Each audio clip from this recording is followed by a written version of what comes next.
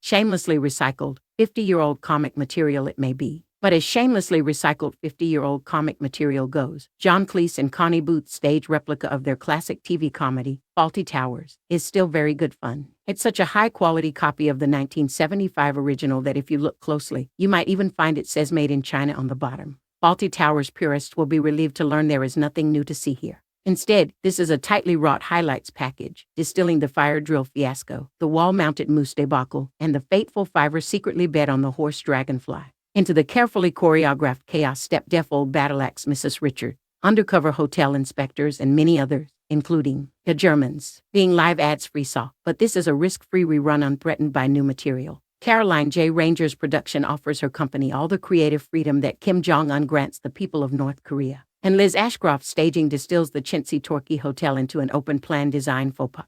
From lobby with block wallpaper and dining room with lacy tablecloth to upstairs bedroom sans sea view, Adam Jackson Smith is a faultless avatar of Basil, down to the long mustache muffling his sotto voce sarcasm. He leaps adroitly to attention at Sybil's shrieking threats to his manhood. But he's also supple enough to do the swiveling, head-bandaged goose step for the bewildered German.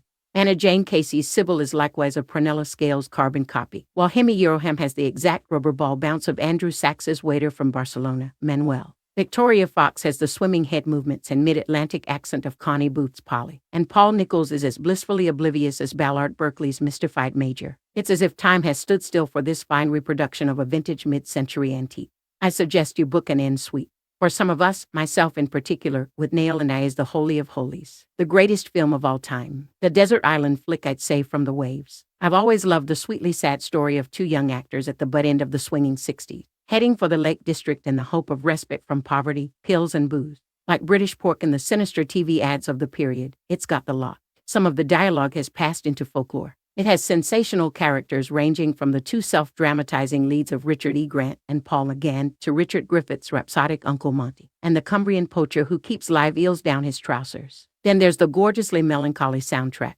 opening with a jazz version of Whiter Shade of Pale, matching the rain-saturated beauty of the Lake District. To mess with such perfection might seem folly, but given that the film's writer and director, Bruce Robinson, wrote this new adaptation in Birmingham and that comedy director Sean Foley is at the helm, there was hope.